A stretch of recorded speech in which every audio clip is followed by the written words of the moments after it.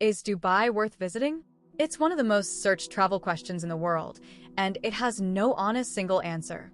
Not because the information is unclear, but because the question itself is built wrong. Almost every destination produces rough consensus. People argue about Paris or Rome or Tokyo in degrees. More or less beautiful, more or less overrated, but recognizably the same place being described. Dubai is the rare destination that produces two completely opposite reactions, both held with total sincerity. For one set of travelers, it's the pinnacle of what human ambition and money can construct: gleaming, effortless, safe, spectacular. For another, it's a soulless shopping mall in the desert, a monument to consumption with nothing underneath. And here's the part most reviews miss. Both of these are correct. Neither side misunderstood the city. Dubai genuinely is both things at once, and which one you experience is determined almost entirely by what kind of traveler you are. That's what makes Dubai different. Most places hand you an experience, and you react to it. Dubai hands you back exactly what you bring to it. It's not a painting you look at, it's a mirror. So the useful version of this video isn't me telling you whether Dubai is good. It's helping you figure out which reflection you'll get, because the honest answer to "is Dubai worth it" is hiding inside a different question. What do you actually want from travel? Let's start with what Dubai unambiguously does better than almost anywhere on Earth, because this isn't a dispute. Begin with the hotels, because they set the tone for everything else. Dubai operates at a standard of hospitality that genuinely exceeds almost anywhere on the planet, and not only at the famous 7-star level. Even mid-range hotels tend to deliver service, cleanliness, and facilities that would cost dramatically more elsewhere, and the competition is so intense that the baseline keeps rising.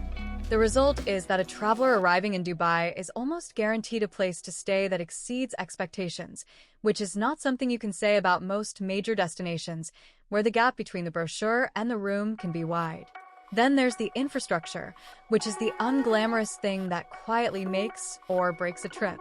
Dubai's metro is clean, driverless, punctual, and expanding. The roads are immaculate. The airport is one of the busiest in the world and still moves you through with a smoothness that puts most Western hubs to shame. And underneath all of it runs a level of public safety that's hard to overstate. You can walk virtually anywhere at any hour, without the low background calculation of risk that shadows travel in most big cities. For families with children, for solo women travelers, for anyone who's tired of guarding their bag and their route, that safety isn't a luxury detail. It's often the single thing that makes the trip relaxing in a way other destinations simply aren't. The dining deserves its own mention because it's changed enormously and most people's mental image of Dubai hasn't caught up. The city has quietly become one of the most serious restaurant destinations in the world. Chefs from every culinary tradition on Earth have opened flagship outposts here, drawn by the money and the international audience, and the range runs from world-class fine dining to extraordinary, cheap, authentic food from the migrant communities that actually make the city function.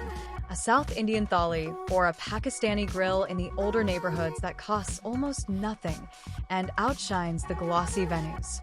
The food, approached with curiosity, is genuinely one of the best reasons to come. And then there's the spectacle, which is the thing Dubai is most famous for and most mocked for in equal measure. The world's tallest building. Islands built into the shape of palms, visible from space. An indoor ski slope in the middle of the desert. Fountains choreographed to music, malls the size of small towns. Relentless competition with itself to build the biggest, tallest, most improbable version of everything. You can be cynical about it, and plenty of people are, but standing at the base of the Burj Khalifa and looking up, or watching a city of skyscrapers rise out of what was sand within living memory, produces a specific kind of awe at sheer human audacity that nowhere else even attempts to deliver. For a stopover, a winter sun escape, a luxury break, or a family trip built around theme parks and beaches and guaranteed sunshine, Dubai delivers all of this with a reliability that few destinations match. If that's the trip you want, the answer to "is it worth it" is simply yes, and most of the people who come back raving wanted exactly that. Now the other side with the same honesty, because this is where the word "honest" in the title has to earn itself. If what moves you about travel is history, the layered, lived-in kind, the sense of a place that grew slowly over centuries and carries the weight of everyone who came before. Dubai will leave you cold, and pretending otherwise would be a disservice. The city as you experience it is essentially new. Within living memory, much of it was desert and a modest pearl trading port on a creek. The transformation since is staggering, but it means there's almost none of the organic, accumulated history that defines older destinations. You can't get lost in a medieval quarter here, because there isn't one. The sense of standing somewhere that has seen centuries of human life simply isn't available, because it hasn't happened yet.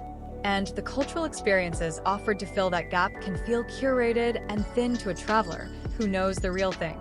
A heritage village, a reconstructed souk, a cultural breakfast designed to explain Emirati traditions. These aren't fake exactly, but they often have the quality of a museum exhibit about a living culture rather than the culture itself, encountered in the wild. For the traveler whose best memories are of stumbling into something unplanned and genuinely old, Dubai's version of authenticity can feel like it's been produced for them, which is precisely the opposite of what they came for. There's also a deeper layer the glossy version doesn't show, and an honest guide has to name it directly.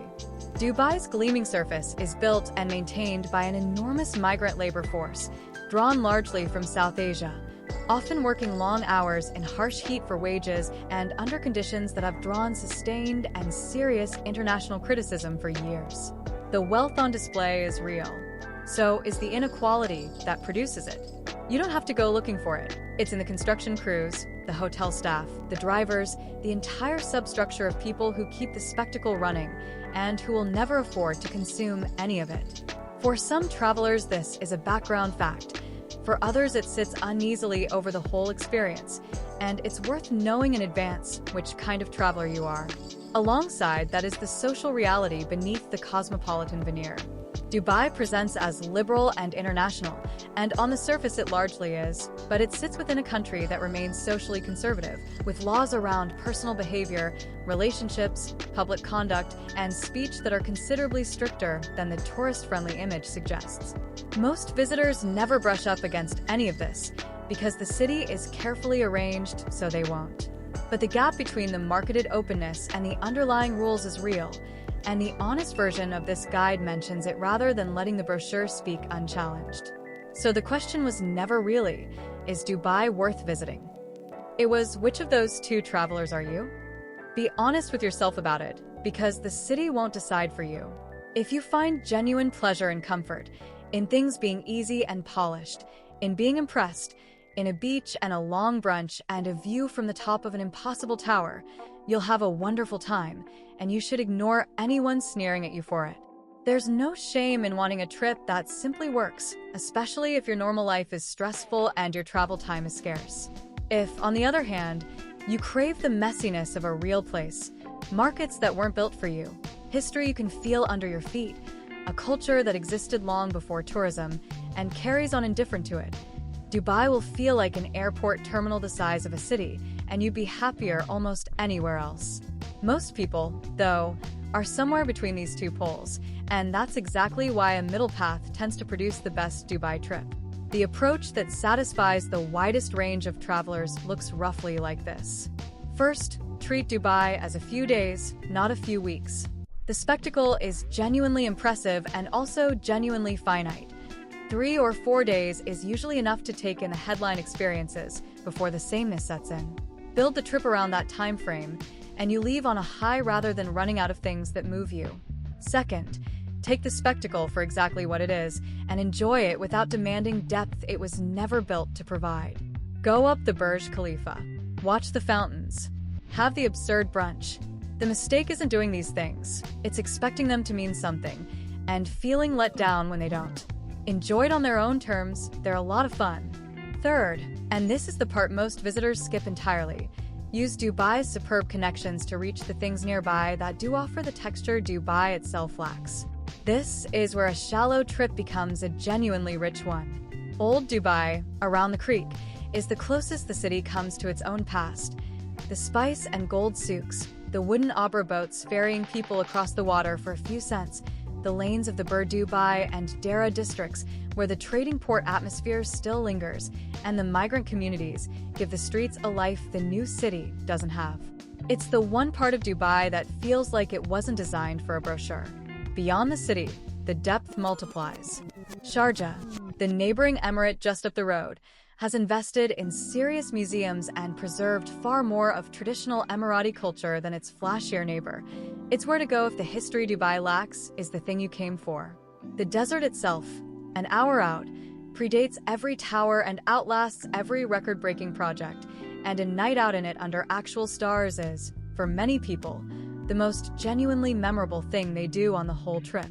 And Abu Dhabi, within easy reach, holds the Sheikh Zayed Grand Mosque, one of the few constructed sites in the entire region that reliably moves even the committed skeptics, a building of such scale and craft that it bypasses cynicism entirely. Is Dubai worth visiting? If you want what Dubai is genuinely the best in the world at, yes, without hesitation. If you want what Dubai fundamentally is not, no amount of superlatives will fill the gap. And that's not Dubai's failure. It's a mismatch between the place and the person. The city is one of the purest tests in travel of knowing what you actually want, because more than anywhere else, it gives you precisely that and almost nothing you didn't ask it for. Figure out what you want first. Dubai will honestly take care of the rest. Thanks for watching. If you found this useful, smash that like button and subscribe to When to Travel. We're all about helping you make smarter travel decisions. Turn on notifications so you don't miss the next one. And hey, if you think your friends need this, share it. Comment below with your next destination or your biggest travel question. I'm reading all of them. Let's go.